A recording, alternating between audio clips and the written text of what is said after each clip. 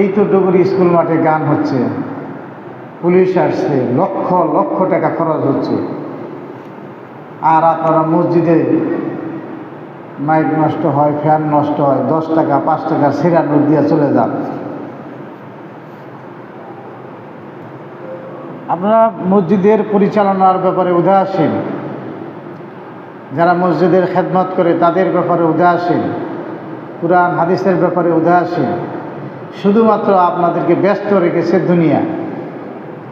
দুনিয়ার ব্যস্ততায় এমনভাবে আছেন যে হঠাৎ করে আজরাইল আসবে, আপনি মারা যাবেন, আখিরাত নিয়ে নয়, দুনিয়া নিয়ে যাবেন। আল্লাহ তাবারক ওয়া তাআলা আমাদেরকে আখিরাতের সম্বল অর্জন করার তৌফিক দান করুন।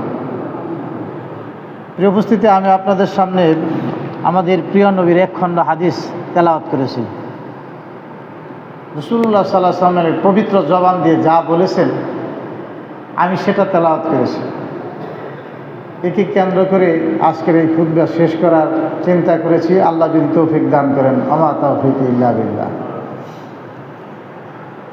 আজকের খুতবার বিষয় হচ্ছে আমানতের খেয়ানত না করা। বিষয়টি কি?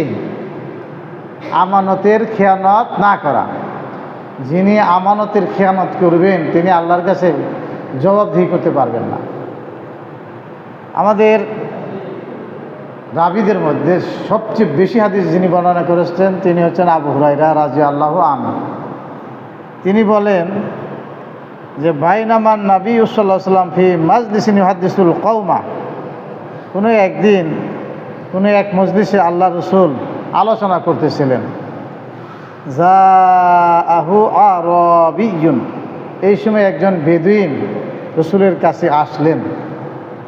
ফাকালা, অতঃপর বললেন, মাতা সাআত, কিয়ামত কখন হবে?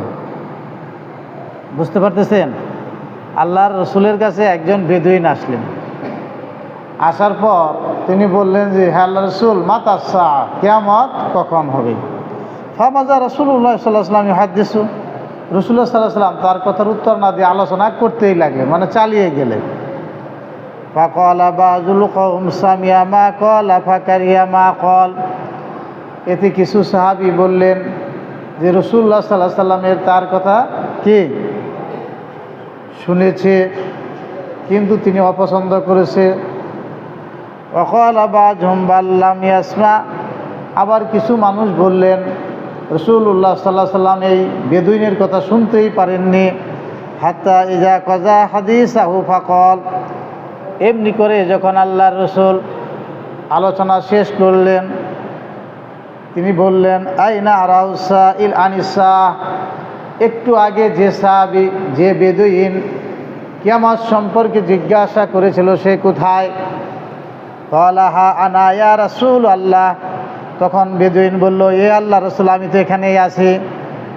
ক্বালা, আল্লাহ রসুল ওই বেদুইন কথার উত্তর দিলেন, ফাইজা যুইআতিল আমানা ফান্তাজিরিস সাআহ, আল্লাহ রসুল বললেন যখন আমানত নষ্ট করা হবে তখন কিয়ামতের অপেক্ষায় থাকবে। যখন আমানত নষ্ট হয়ে যাবে, মানুষ আমানত বুঝবে না, আমানতের খেয়ানত করবে, ফান্তাজিরিস সাআহ, তখন কিয়ামতের জন্য অপেক্ষা করো। ক্বালা, তখন ওই বেদুইন বললেন, কাইফা ইজাআতুহা, হে আল্লাহ রসুল আমানত কিভাবে খেয়ানত করা হয়? ক্বালা, আল্লাহ রসুল বললেন, ইজা উসিদাল আমরু ইলা গায়রি আহলি, যখন কোনো কাজের দায়িত্ব অনুপযুক্ত লোকের হাতে অর্পণ করা হয়, ন্যস্ত করা হয়, ফান্তাজিরিস সাআহ, তখন তুমি কিয়ামতের অপেক্ষা করো।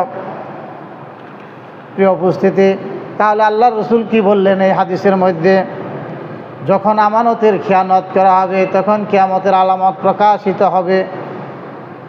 বেদুইন বললেন, ইয়া রাসূল আল্লাহ, আমানতের খেয়ানত কিভাবে হয়? আল্লাহর হাবিব